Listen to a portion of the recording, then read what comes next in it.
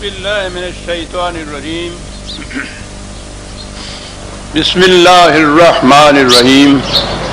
عزیزان من، آج جنوری 1984 کی 13 تاریخ ہے اور درس قرآن کریم کا آغاز سورہ الجن کی آیت 16 سے ہو رہا ہے، 72/16۔ سابقہ آیات میں یہ بتایا گیا تھا کہ صحرا نورد بادیہ نشین بدو کے قبیلے کے کچھ لوگوں نے قرآن کو سنا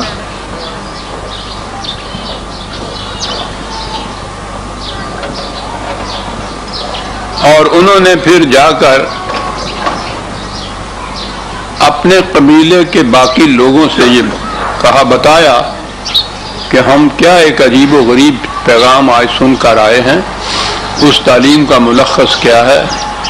ان میں سے بعض لوگ وہ ایمان بھی لے آئے اس پر۔ تو یہ پہلی ان 15 آیات میں انہی کا ذکر تھا اور انہی کی وہ باتیں تھیں جو جا کر انہوں نے اپنے قبیلے والوں سے کہیں۔ اس کے بعد پھر یہ نبی اکرم صلی اللہ علیہ وسلم سے کہا گیا کہ اپنی قوم سے، اپنے جماعت مومنین سے، اپنے مخاطبین سے اب بات یہاں ادھر کی شروع ہو رہی ہے۔ اس کے بعد وہ سلسلہ کلام وہاں منقطع ہو گیا ہے۔ یہ ادھر کی بات یہ ہے کہ ان سے کہہ دیجئے کہ لَوِ اسْتَقَامُوا عَلَى الطَّرِيقَةِ لَأَسْقَيْنَاهُم مَّاءً غَدَقًا لِنَفْتِنَهُمْ فِيهِ وَمَن يُعْرِضْ عَن ذِكْرِ رَبِّهِ يَسْلُكْهُ عَذَابًا صَعَدًا۔ ان سے کہہ دیجئے کہ جو صحیح طریقے پر استقامت سے کھڑا رہے گا، چلتا رہے گا،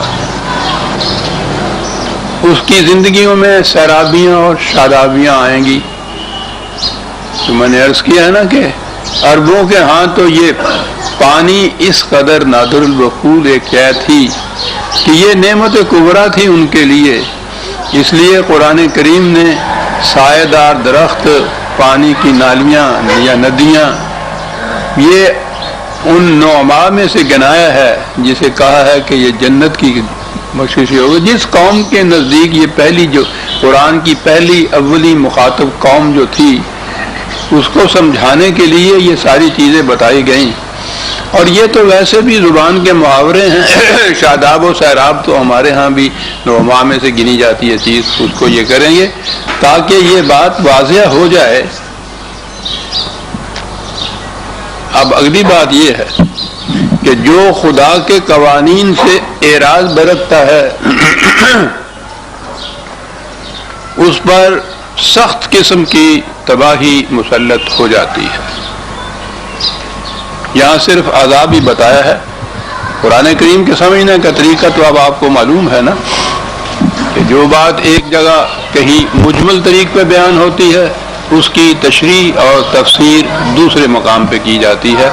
اب یہ جو اعراض ہے، خدا کے ذکر، خدا کے قوانین سے اعراض برتنا، یہاں اس کے لیے کہا ہے کہ ایک عذاب ہے سخت قسم کا، جان غسل قسم کا، جو اس پر مسلط ہو جاتا ہے۔ اور خدا کے ذکر سے اعراض پہ جو عذاب مسلط ہوتا ہے، دوسری جگہ اس کی تشریح کر دی یہ کہہ کر کہ وَمَنْ أَعْرَضَ عَنْ ذِكْرِي، وہی الفاظ ہیں جو ہمارے قوانین سے اعراض برتتا ہے، فَإِنَّ لَهُ مَعِيشَةً ضَنْكًا، تو اس کی روزی تنگ ہو جاتی ہے۔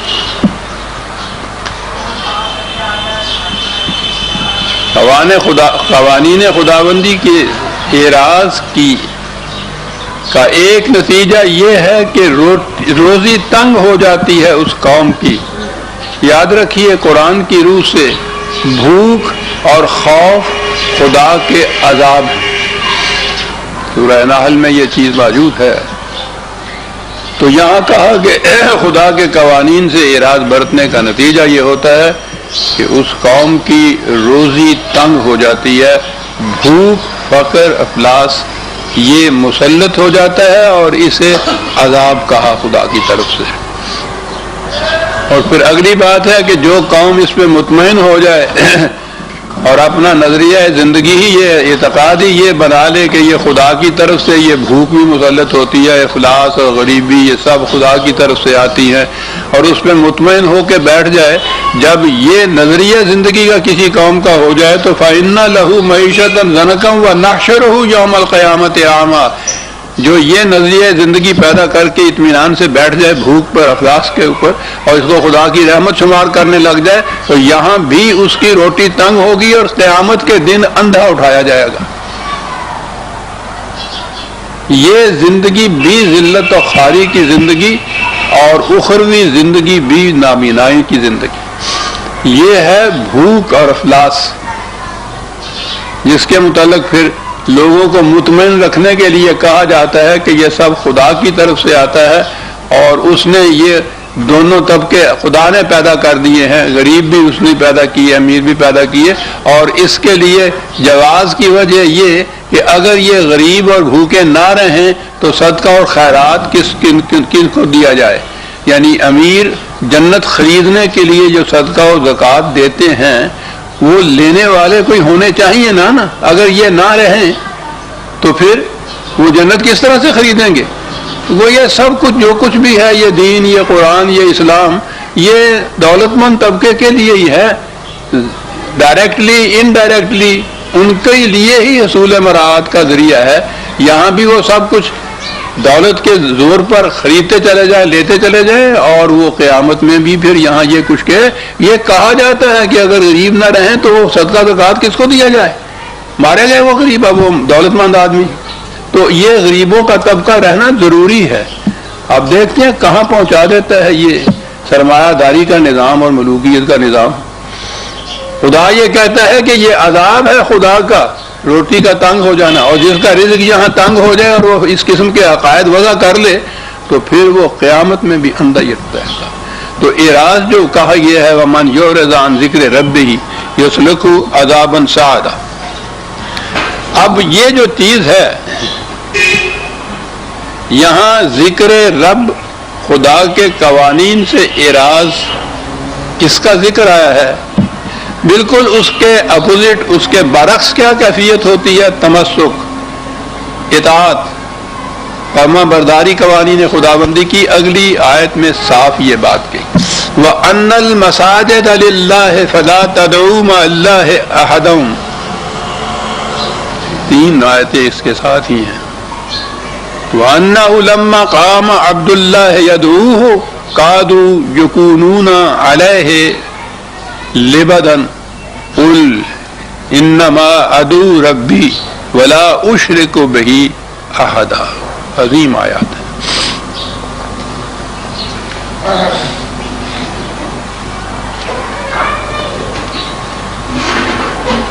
انداز یہی میں سمجھتا ہوں زیادہ موزوں رہے گا کہ میں پہلے قرآن کی روح سے، صحیح اسلام کی روح سے عرض کروں کہ ان آیات کا مطلب کیا ہے، اور بعد میں پھر یہ بات آئے کہ جب یہ اسلام دین کی بجائے مذہب بن گیا تو اس کی روح سے پھر ان آیات کا مطلب کیا ہو گیا، جس کے ذریعے سے پھر وہ بھوک اور پیاس جو ہے وہ بھی خدا کی رحمت شمار ہونے لگی۔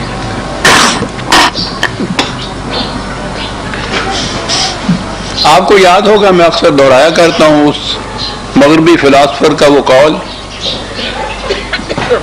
کہ اگر آپ مجھے یہ بتا دیں کہ فلاں قوم نے کس قسم کا معبود اپنے لیے تجویز کر رکھا تھا تو میں بتا دوں گا کہ اس قوم کی تہذیب، تمدن، معیشت، معاشرت، ثقافت کس قسم کی ہے۔ بڑی اہم بات اس نے کہی ہے۔ یہ جو اس نے تو کہا نا کہ معبود کس قسم کا اس نے تجویز کر رکھا تھا، خدا کس قسم کا اپنے لیے بنا رکھا تھا، تو اس سے میں بتا دوں گا تمہیں اس زندگی کی اصل بنیاد، اور قرآن کریم کی روح سے یہ کہیے کہ دین کا نقطہ ماسکہ، محور جس کے گرد اس کی ساری تعلیم گردش کرتی ہے، وہ خدا کا تصور ہے۔ خدا کا صحیح تصور، اور صحیح تصور وہ ہوگا جو اس نے خود اپنے متعلق بتایا ہے۔ وہ اگر صحیح طور پر ذہنوں میں ہو، عقیدے میں ہو، نظریے میں ہو، زندگی میں ہو، تو پھر ساری زندگی اور پورے کا پورا معاشرہ وہ دین کے مطابق ہوتا ہے، قرآن کے مطابق ہوتا ہے۔ اور اگر یہ چیز اپنے مقام سے ہل جائے، خدا کا تصور قرآنی نہ رہے، تو پھر کوئی چیز بھی اسلام کی باقی نہیں رہتی۔ نے غور فرمایا جو قرآن کریم نے ایمان باللہ ایمان باللہ ایمان، پہلے ورق سے آخری ورق تک سارا زور ایمان باللہ پہ دیا۔ یہ کیا ہے ایمان باللہ؟ ہمارے ہاں تو وہ سمٹا کے پھر ہمارے ہاں والی بات آ گئی تو آ جائے گا آگے مذہب ملا میں، امن تو باللہ ہے بس کہا تو خدا پر ایمان ہو گیا۔ اور میں نے کہا کرتا ہوں نا کہ ہم نے تو کبھی وہ بھی نہیں کہا جو پیدائشی مسلمان ہیں، کبھی کبھی پرانے زمانے میں وہ نکاح کے وقت میں وہ ملا پڑھا دیا کرتا تھا، اب وہ چیز بھی نہیں رہی ہے، وہ فارم پہ دستخط ہی کر دینے کافی ہو جاتے ہیں۔ تو وہ آمن تو باللہ کے معنی ہو گئے خدا پر ایمان۔ کبھی سوچا آپ نے کہ ہماری زندگیوں پر اس کا کوئی اثر بھی ہوتا ہے؟ ہم جب کہہ رہے ہوتے ہیں تو ان الفاظ کے معنی ہم نہیں سمجھ رہے ہوتے، تو زندگی پہ کیا اثر ہونا ہے؟ بنیاد ہے ساری، یوں کہیے الدین کی، انسانی زندگی کی ساری بنیاد ہے کہ خدا کا تصور کس قسم کا ہے۔ یہ اللہ جو ہے وہ الہ ہے۔ الہ کے معنی ہوتے ہیں وہ جس کی محکومیت اختیار کی جائے، اتھارٹی جسے کہا جاتا ہے، اور الہ ہوگا the authority, the only authority, صرف وہی ہے حاکم۔ اللہ کے معنی ہیں حق حکومت صرف اسی کو حاصل ہے، وہی ایک حاکم ہے، اسی کی محکومیت کا نام ہے ایمان باللہ، اور خالص اسی کی محکومیت کے معنی کہ کسی اور کی محکومیت کو اس میں شامل ہی نہ کیا جائے۔ یعنی وہ جو میں کہا کرتا ہوں کہ قرآن کی روح سے کسی انسان کو حق حکومت حاصل نہیں ہے۔ اگر کسی انسان کی حکومت کا تصور کیا جائے یا اس کے احکام کی اطاعت کی جائے تو یہ شرک ہے۔ کسی انسان کی قانون یا حکم کی اطاعت صرف خدا کے احکام کی ہے۔ اللہ کا صرف الہ کا تصور جو ہے اس میں یہ چیز آ جاتی ہے۔ تو جب کہیں گے کہ میں اسے مانتا ہوں، تسلیم کرتا ہوں، میرا ایمان یہ ہے، جیسے کہا جاتا ہے کہ حق حکومت صرف خدا کو حاصل ہے اور میں اس کے سوا کسی اور کی محکومیت اختیار نہیں کرتا، یہ ہوا ایمان باللہ کا بنیادی مفہوم۔ اب اس کے گرد ساری چیز گردش کرے گی۔ وہ حاکم الہ، انسان عبد محکوم۔ تو عبادت کے معنی ہوئے خدا کی محکومیت اختیار کرنا، عبد ہوا خدا کی محکومیت اختیار کرنے والا، سجدہ ہوا اس کی عملی تعبیر۔ یہ تو ایک عقیدہ، ایک نظریہ، یہ تھا خدا کی محکومیت اختیار کرنا، اس کے قوانین کے سامنے سر تسلیم کا خم کرنا، یہ ہوا سجدہ۔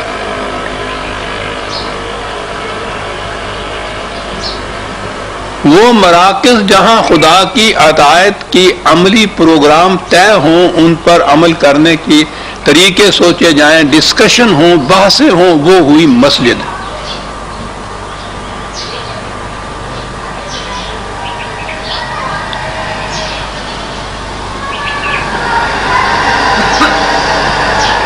جب یہ کہا گیا کہ محکومیت صرف خدا کی ہے، حکومت صرف خدا کی ہے، تو اس کے ساتھ ہی یہ بات تو پھر واضح ہو گئی نا کہ ان المساجد للہ، وہ مراکز جہاں یہ بیٹھ کے طے کیا جائے، ڈسکشن کی جائے، بحث و تمہیز کی جائے، جو سیکریٹریٹ ہو خدا کی گورنمنٹ کا، تو وہاں تو خدا کی حاکمیت کے سوا کوئی دوسری بات ہی نہیں ہو سکتی نا۔ وہاں اگر کسی اور کے حق حکومت کو بھی تسلیم کیا جائے، وہاں بات یہ کی جائے کہ یہ قانون کچھ خدا کا لے لیجئے، نماز اس کی پڑھ لیجئے، اور کاروبار معیشت کا جو ہے وہ بہرحال دنیا کے کاروبار کی طرح کر لیجئے، تو یہ تو شرک ہوگا۔ مساجد للہ نہیں رہیں گی، یہ مسجد وہ للہ رہے گی کہ جہاں صرف یہ ہو کہ خدا کے احکام کو نافذ کرنے کے لیے، اس کی اطاعت کرنے کے لیے کیا تدابیر ہوں، کیا طریقے ہوں، کیا سسٹم ہو، کیا نظام ہو۔ اور یہ جو خدا کے احکام کی اطاعت کرنے کا نظام ہے اسے کہتے ہیں نظام صلاۃ۔ صلاۃ کے معنی ہوتے ہیں کہ اس کے پیچھے پیچھے چلے جانا، اس طرح کہ اس کے اور اپنے درمیان کوئی چیز گیپ نہ ہو، مسلسل التزاماً کسی کے پیچھے پیچھے چلے جانا۔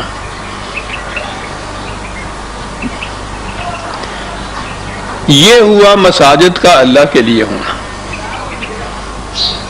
یہ ایک زندگی کا نظام ہوا، حکومت کا طریق ہوا، مملکت کی وجہ جواز ہوئی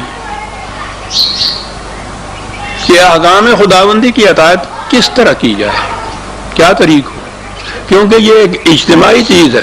دین کے معنی ہیں وہ اجتماعی نظام جس میں یہ طے کیا جائے کہ خدا کے احکام کی اطاعت کیسے کی جائے، ان کو نافذ کیسے کیا جائے، ان کو عام کیسے کیا جائے۔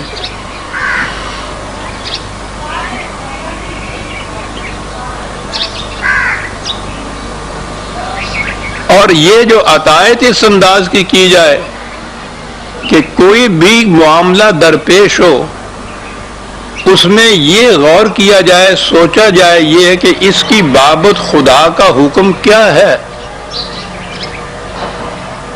اسے کہتے ہیں خدا کو پکارنا، جس کا معنی اب آ گئے، رجوع کرنا اس کی طرف۔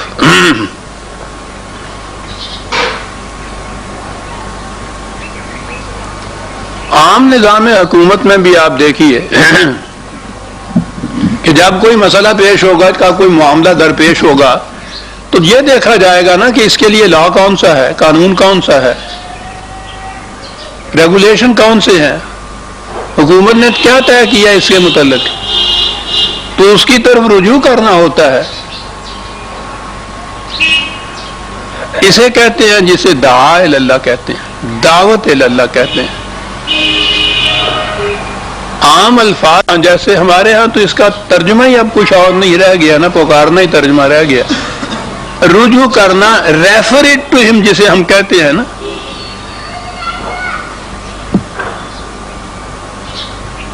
کوئی معاملہ پیش ہو اس کے متعلق یہ بات طے کی جائے کہ بھئی خدا کا حکم اس کے متعلق کیا ہے، تو پھر آگے بات چلے گی، پھر ڈسکشن بھی ہوگی، اس کو نافذ کیسے کیا جائے، اس پہ عمل کیسے کیا جائے۔ یہ تمام چیزیں جس مقام پہ جس پارلیمنٹری ہاؤس میں یہ طے ہوتی تھیں اسے مسجد کہا جاتا تھا۔ یہ ٹھیک ہے کہ اس کے لیے ایک مرئی چیز جسے نماز کی شکل ہم کہتے ہیں وہ بھی ابتداً اس کے ساتھ ہوتی تھی، جس طرح سے اب ہم یہ ہمارے ہاں کے جو جلسے ہوتے ہیں اس میں رسماً تلاوت قرآن کریم کر لیتے ہیں نا، اب تو ساری باتیں رسمیں رہ گئی ہیں، ابتدا اس سے کی جاتی ہے۔ اسلام اس نظام حکومت کا نام ہے جس میں اطاعت خالص خدا کے حکام کی ہوتی ہے، مخلصین لہ الدین۔ اور آگے چلیے، اس سے بھی واضح تر الفاظ کے اندر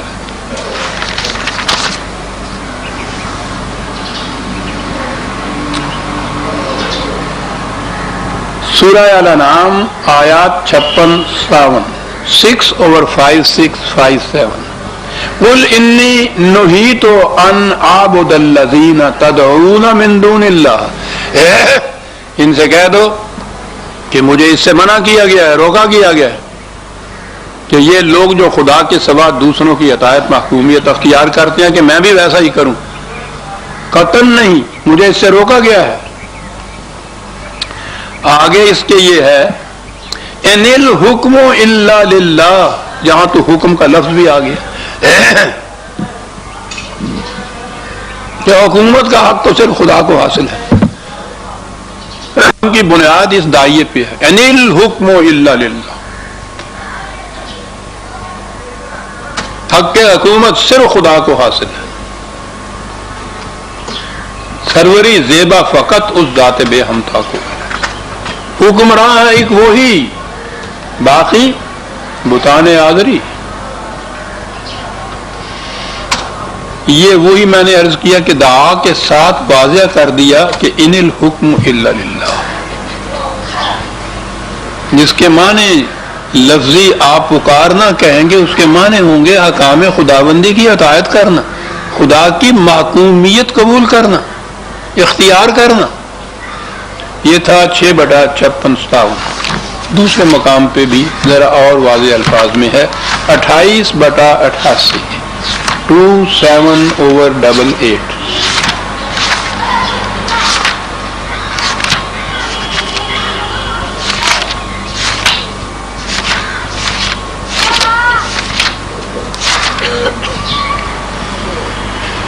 وَلَا تَكُونَنَّ مِنَ الْمُشْرِكِينَ، بات ہی یہاں سے شروع کی، مشرکین میں سے نہ ہو جانا، یعنی وَلَا تَدْعُوا مَعَ اللَّهِ إِلَٰهًا آخَرَ، خدا کے ساتھ کسی اور، وہ الہ کا ہی لفظ رہنے دیجئے، میں نے ابھی عرض کیا کہ کیا ہے،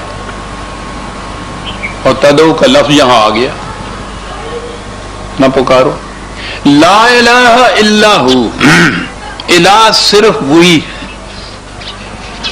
دا اونلی اتھارٹی میں نے کہا تھا نا، صرف اس کو حق کے حکومت حاصل ہے، حاکم وہی ہے، اور آگے پھر وہی لفظ لہ الحکم، واضح کر دیا پھر وہ لہ الحکم نے، دعوت اللہ کے معنی بھی واضح ہو گئے، صلاۃ کے بھی ہو گئے، مسجد کے بھی معنی واضح ہو گئے، شرک کے معنی بھی واضح ہو گئے، لہ الحکم۔ اب یہ جتنے بھی عناصر میں نے ابھی گنائے ہیں آپ کو، یہ سارے ان الحکم کی تفسیر، تشریح اور عملی انطباق کے لیے ہے۔ حق کے حکومت، اطاعت، اوبیڈینس صرف خدا کے احکام کی، یہ ہوا دین، یہ ہوا الاسلام۔ کسی اور کا حق حکومت تسلیم کیا، شرک، خدا کے احکام کے ساتھ کوئی اور احکام بھی ملا لیے کسی انسانوں کے وضع کردہ، شرک۔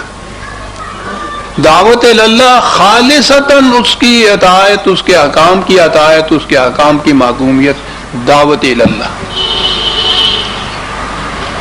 مساجد وہ مراکز جہاں خدا کی حکومت کے متعلق معاملات طے ہوں،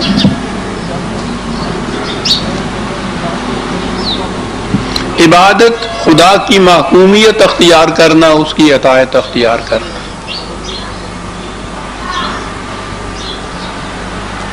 آپ دیکھیے گا اس اعتبار سے یہ ان الفاظ کے معنی عربی زبان کی روح سے بھی ہیں، خود قرآن کریم میں مختلف مقامات کے اوپر ان کی وضاحت کی گئی ہے اور یہ معنی متعین کیے گئے ہیں خدا کے۔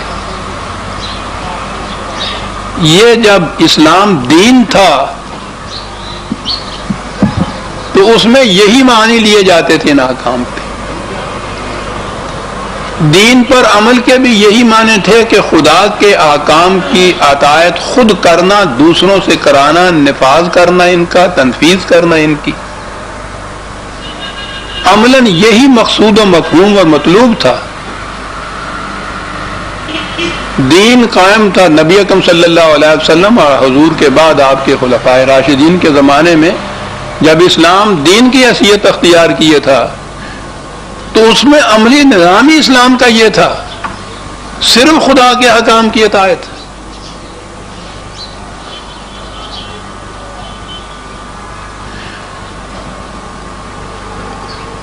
اس کے بعد دین مذہب میں تبدیل ہو گیا. دین اور مذہب میں بنیادی فرق یہ ہے کہ مذہب میں خدا کی پرستش کی جاتی ہے.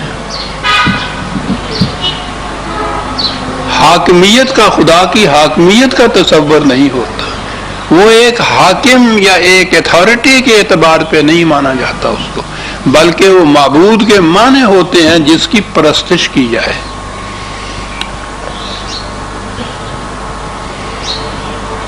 عبادت کے معنی پرستش.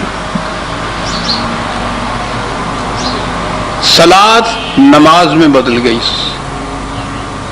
صرف وہ جو ایک مری سی چیز ہے، میں نے عرض کیا کہ وہ نہایت ضروری ہے نظام صلاۃ. جب خدا کی محکومیت کا یا خدا کی حاکمیت کا نظام قائم ہوگا تو اس کے اندر یہ چیزیں ضروری ہوں گی، یہ اجتماعات جن کو کہتے ہیں نماز کے. لیکن یہ حصہ اور جز ہوگا اس کی حاکمیت کی، اس کی حکومت کی، اس کی گورنمنٹ کے کاروبار کا ایک حصہ ہوگا یہ. لیکن اللہ کے معنی ہو گئے وہ جس کی پرستش کی جائے. پرستیدہ، پرستش. وہی ایرانی الفاظ بھی آپ کے ہاں آ گئے. یہ سارا مفہوم بھی وہاں سے آیا تھا. لفظی پرستش وہ ہے، پرستیدہ ہے خدا جو ہے، پرستش. اب یہ ہو گیا کہ خدا کے سوا کسی کی پرستش نہ کرو، یعنی اطاعت تو جس کی جی چاہے کرتے چلے جاؤ. حکومت تو ان ملوکیت کی اختیار کرتے چلے جاؤ، انسانوں کی حاکمیت تسلیم کرتے چلے جاؤ، لیکن پرستش خدا کی کرو. مطمئن ہو گیا مسلمان کہ میں بتوں کی پرستش نہیں کرتا. محکومیت انسانوں کی اختیار کیے ہوئے ہے. مطمئن ہے کہ میں شرک نہیں کرتا، مشرک نہیں ہوں کیونکہ میں بتوں کی پرستش نہیں کرتا. صلاۃ کا وہ نظام جو تھا حکومت خداوندی کا، وہ صرف اس وقتی نماز میں آ کے بدل گیا، اور جس میں یہ صرف جو حرکات و سکنات ہوتی ہیں رکوع و سجود وغیرہ کی، ساری بات اس کے اوپر ہوتی ہے. وہ دیکھا آپ نے، وہ ٹی وی پہ بھی اب انہوں نے وہ شکل دکھانی شروع کی ہوئی ہے کہ نماز اور وضو کیسے ہے. اس میں یہ ہوتا ہے دونوں پاؤں کے درمیان اتنا فاصلہ ہونا چاہیے، ہاتھ فلاں جگہ باندھنے چاہیے، رکوع اس طرح سے کرنا چاہیے، سجدہ اس طرح سے کرنا چاہیے. یہ کہ اس سے مقصود کیا ہے، اس سجدے سے، اس جھکنے سے، اس صلاۃ سے، اس عبادت سے، یہ کہیں نہیں ذکر آتا. کیونکہ وہ تو یہ آئے گا نا کہ خالص خدا کے احکام کی محکومیت اور اطاعت.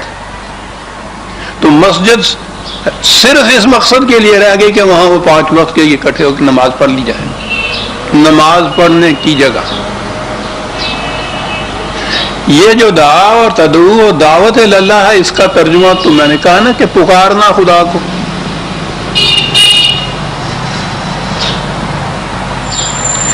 پکارنے کا ذہن میں کوئی مفہوم ہی نہیں آتا.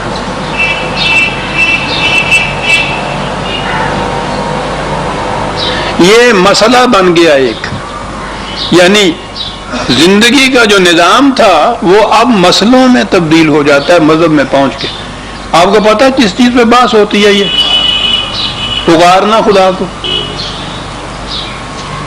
آپ کو معلوم ہوگا بڑی شدید گرما گرم بحث ہوتی ہے اہل حدیث حضرات اور یہ بریلوی حضرات کہہ لیجئے. وہ یا اللہ کے ساتھ یا رسول یا رسول اللہ بھی کہتے ہیں. ان کے یہاں ہوتا ہے کہ یہ شرک ہے، یا رسول اللہ نہیں کہنا. یعنی وہ سارا جو تھا اللہ کو خالص خدا کو پکارنے کے معنی ہو گئے کہ صاحب یہ یا رسول اللہ نہیں کہہ سکتے تھے. ساری باتیں اس کے اوپر ہے، جنگ و جدل ہوتا ہے، اتنے سخت مناظرے آپس میں ہوتے ہیں کہ یا اللہ کہنا یہ تو توحید ہو گئی، اور اس کے ساتھ یا رسول کہنا جو ہے یہ شرک ہو گیا. بلکہ وہ تو آ گیا یا عبد القادر جیلانی شاہن اللہ وغیرہ، یعنی کسی اور کے ساتھ یا کہنا جو ہے یہ اب مسئلہ ہو گیا کہ یا صرف اللہ کے لیے کہا جا سکتا ہے، کسی اور کے ساتھ کہا جائے تو شرک، یعنی وہ جو ٹھیک ہے معقومیت صرف خدا کی ہے، کسی اور کی عطائے شرک، وہ تصور ہی چلا گیا ذہن میں سے۔ خدا کو پکارنے کے معنی ہو گئے یا اللہ کہنا، شرک ہوا کسی اور کے ساتھ یا کا لفظ استعمال کرنا۔ بڑی شدت سے یہ باتیں ہوتی ہیں، ان کے اخبارات میں آپ دیکھیے صاحب، اور اب تو یہ باتیں وہاں لندن میں اور مغرب میں اور برمنگھم کی مسجدوں میں جا پہنچی ہیں، سر مٹول ہوتی ہے، لٹ چلتے ہیں کس پہ؟ اس مسئلے پہ کہ یہ صاحب رسول اللہ کے ساتھ یا کہتا ہے۔ بس یہ رہ گئی سمٹ کے بعد۔ قرآن نے اقیم الصلاۃ کہا تھا، صلاۃ کے لیے قائم کرو۔ آپ دیکھیں گے یہ یہاں بھی ان کے ہاں یہ اقیم الصلاۃ وغیرہ آئے گا، صلاۃ قائم کرو وہاں لکھا ہوا ہوتا ہے، نماز قائم کرو بھی لکھا ہوا ہوتا ہے۔ اب تو وہ ٹی وی پہ بھی بہت اشتہار اس کے آتے ہیں نا، یعنی اعلانات اس کے آتے ہیں، تو وہاں تو ہوتا ہے نماز قائم کرو۔ اب چونکہ کسی کی سمجھ میں بات آتی نہیں کہ نماز قائم کرو کہ یہ جتنے بھی نماز پڑھنے جاتے ہیں ان سے پوچھو کہاں گئے تھے؟ نماز پڑھنے گیا تھا۔ کہاں سے آ رہے ہیں؟ نماز پڑھ کے آ رہے ہیں۔ کبھی کسی کو آپ نے سنا کہتا ہے کہ میں نماز قائم کر کے آ رہا ہوں؟ یعنی تحریر میں تو آتا ہے یہ، اور ٹی وی پہ بھی آتا ہے جہاں صرف پڑھنا ہوتا ہے۔ کبھی کسی نمازی سے آپ نے سنا وہ یہ کیا کیا ہو کہ میں نماز قائم کر کے آیا ہوں، نماز قائم کرنے جا رہا ہوں؟ نماز پڑھنے جاتا ہے، نماز پڑھ کے ہی آتا ہے۔ وہ قائم کرنا پڑھنے میں تبدیل ہو گیا، لفظ تو قائم کرنا آ گیا ترجمے میں بھی اور ٹی وی پہ بھی، اور پڑھنے کے لیے یہ گیا پڑھ کے ہی آ گیا۔ اس لیے کہ یہاں پوچھنے پہ الجھن پیدا ہوتی ہے کہ صاحب وہ قائم کرنا قرآن نے ہر جگہ، کہیں قرآن نے کہا ہے نہیں نماز پڑھنا، یعنی نماز کا لفظ ہی قرآن میں نہیں ہے، یہ تو لفظ پھر ایران کا ہے، فارسی کا ہے۔ اب وہ جو صلاۃ کے نظام کو قائم کرنا تھا، to establish the divine order, وہ جو اسٹیبلش کرنا تھا ایک نظام خداوندی کا جس میں اطاعت جو ہو حکام خداوندی کی ہو، اس کا تصور جب پرستش میں آیا تو اس کے تصور کے ساتھ ساری چیزیں یہ جتنی بھی تھیں یہ پوجا پاٹ کے اندر تبدیل ہو گئی۔ اب صلاۃ کا نظام قائم نہیں کیا جاتا، نماز پڑھی جاتی ہے۔ اب مسجد مرکز نہیں رہا اطاعت یا حکومت خداوندی کا، اس کی سیکریٹریٹ کا مقصد نہیں، اس کی پارلیمنٹری کا مقصد نہیں ہوا، اس میں نماز پڑھنا صرف ہو گیا۔ دعا جو ہے تدعو یا یدعو اللہ جو ہے یا یدعو ہو بلکہ اللہ بھی نہیں، اس کے معنی ہو گئے پکارنا خدا کو۔ اور میں نے جیسا ابھی عرض کیا ہے پکارنے پہ مسئلہ آ گیا کہ یا اللہ تو ٹھیک ہے، یہ ہے توحید، اور کسی کے ساتھ اور کے ساتھ یا کہنا جو ہے یہ شرک ہو گیا، یہ آ گیا شرک۔ اب بات کیا ہوئی کہ جب یہ ہے وَلَمَّا قَامَ عَبْدُ اللَّهِ يَدْعُوهُ، یہاں تو یہ قام عبد اللہ يَدْعُوهُ، جب اللہ کا بندہ کھڑا ہوا یہ کہنے کے لیے کہ حکومت صرف اس کی ہے، تو پل پڑے اس کے خلاف یہ مشرکین جو اس کو نہیں تسلیم کرتے تھے۔ اب یہ قام عبد اللہ يدعوه، خدا کا بندہ، اب ان کے ہاں ترجمہ ہو گیا یہ کہنے کے لیے کہ یا اللہ صرف یا اللہ کے لیے کہنا چاہیے۔ جب اس نے یہ کہا تو یہ پل پڑے اس کے اوپر چل پڑے، جس طرح سے اب یہ مناظروں میں پل پڑتے ہیں نا ایک دوسرے کے اوپر، کہ اس نے یا رسول اللہ کیوں کہا ہے، فساد ہوتا ہے، دنگا ہوتا ہے، لٹھا ہوتے ہیں، یہ کہ صاحب یہ بھی تو تھا نا قادو یکون ولا الہ، اسی طرح سے لٹھا وہ بھی ہوتے تھے حضور کے ساتھ کہ یا اللہ کیوں کہتا ہے۔ یہ یہاں سمٹ کے آ گئی یہ تمام آیات، کس بنا پہ آئیں؟ اللہ کا تصور حاکم مطلق کی بجائے پرستش کرنے کا مقام کی چیز رہ گیا. بس یوں ہی وہ آبجیکٹ آف ورشپ بنا, سارا نظام نیچے سے بدل گیا. نظام سارا دین سے مذہب میں تبدیل ہو گیا. اب اللہ نہ حاکم رہا, نہ اس کی عبادت اس کی محکومیت رہی, نہ اس کی صلاۃ وہ نظام رہا جس میں اطاعت صرف خدا کی جائے, نہ مساجد اس کی جو تھی وہ اس کے نظام حکومت کے مراکز رہ گئیں, نہ خدا کو پکارنا یا دعا کرنا جو تھا اس کے معنی رجوع کرنا اس کے احکام کی طرف رہ گیا. یہ سارا کچھ ایک تصور جو تھا خدا کا, اللہ کا, آپ دیکھیے گے نا جو اس نے ٹھیک کہا تھا وہ مغرب کے مفسر نے, بڑی گہری نظر ان کی ہوتی ہے. آپ مسلمانوں کی ساری تاریخ, ساری زندگی, سارا تمدن, تہذیب, ثقافت, معاشرت, معیشت مذہب کے نقطہ نگاہ سے ایک خدا کے تصور کے بدل جانے سے سب کچھ بدل گیا.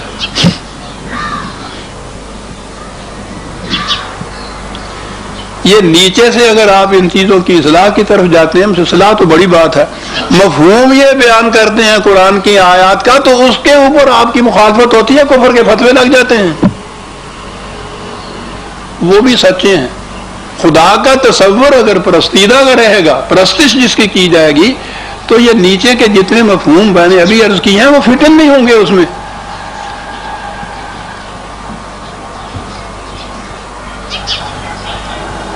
یہ بات ان میں سے اکثروں کی سمجھ میں بھی نہیں آئے گی, وہ ٹھیک بات ہے.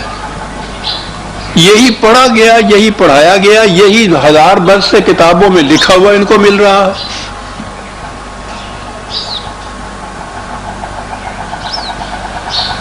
قرآن تو ثواب کی خاطر تلاوت اس کی ہوتی, مردوں کو بخشانے کی خاطر یہ پڑھا جاتا ہے. عملی زندگی میں اس کا واسطہ ہی کچھ نہیں. یعنی یہ تان کی چیز آ گئی قرآن کی. کتنا لمبا چوڑا میں اس پہ آپ کے عرض کروں. بحث ہوئی ایک دفعہ مولانا اسلم جرائد پوری علیہ الرحمہ کی,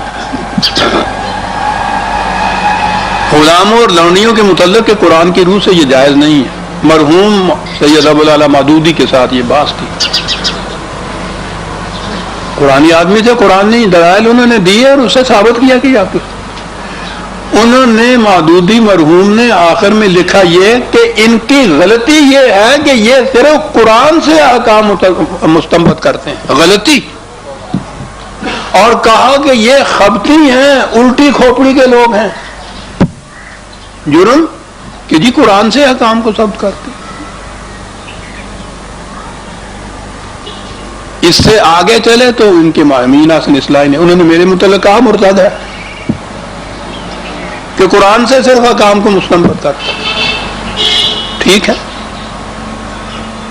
جب اسلام وہ ٹھہرا جب میں نے ابھی عرض کیا, وہی اللہ کا ایک تصور. ہم نے جرم ہمارا یہ تھا کہ ہم نے خدا کا وہ تصور قائم کیا جو قرآن قائم کرتا ہے. انل حکم الا, یہ ہے تصور خدا کا.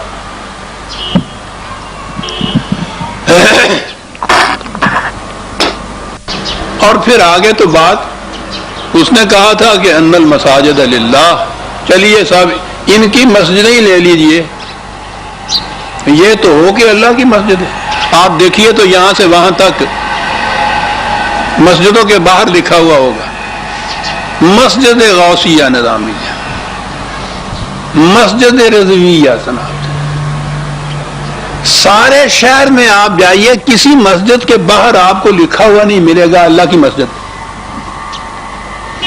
ذہن میں زور دیجئے, اگر میں کہیں غلطی کرتا ہوں تو ہے کسی مسجد کے باہر لکھا ہوا. یہ غوثیہ رضویہ تو آپ کو نظر آئے گا. مسجد اہل حدیث, مسجد حنفیہ, مسجد حنفیہ رضویہ, حنفیہ رضویہ غوثیہ. جب آپ ایک خدا کو چھوڑیں گے تو یہ چلے آئیں گے سارے پھر اس کے ساتھ. شرک میں یہی تو موج ہوتی ہے, ہزاروں خدا بن جاتے ہیں, وہاں تو ایک سے دوسرا نہیں بن سکتا. چلا مسجدوں کے باہر یہ کچھ تو ہوگا. اور پھر اس کے اوپر آپ دیکھتے ہیں روز لڑائی جھگڑے، پولیس آ جاتی ہے، تالے پڑ جاتے ہیں. کس بات کے اوپر؟ کہ جی یہ تو صرف حنفیہ کی مسجد ہے، اہل حدیث وہاں نماز نہیں پڑھ سکتا. اور کہا یہ جائے گا ان المساجد للہ. معاف رکھیے گا اسے اللہ بیچارے کے حصے میں تو غسل خانہ بھی نہیں آتا. اس میں کوئی مسجد نہیں ہے جس میں یہ ہو کہ یہ اللہ کی مسجد ہے. کیا ہو رہا ہے صاحب؟ لیکن اب تو یہ باتیں کرنا بھی جرم ہو گئی. اب تو ان حضرات کے یہ عقائد جو تھے یہ آہستہ آہستہ قوانین بنتے چلے جائیں گے. وَأَنَّ الْمَسَاجِدَ لِلَّهِ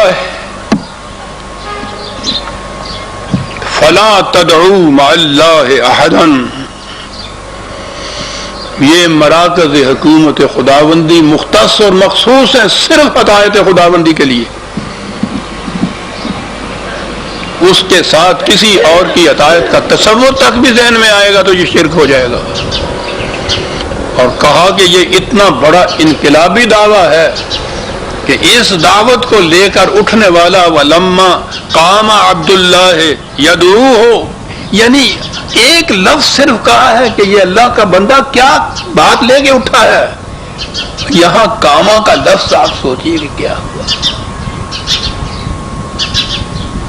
جو نماز میں آ کے صرف قیام ہو گیا، ٹھیک ہے قیام تو، لیکن اس کے معنی یہ ہو گئے، یہ ان آیات کے معنی یہ ہو گئے کہ جب یہ اللہ کا بندہ نماز کے لیے قیام میں اٹھا تو قیام میں تو یہ پل پل پڑے اس کے اوپر، رکوع میں چلا گیا تو پھر کچھ نہیں کہا کیونکہ کاما ہے نا جی. کیا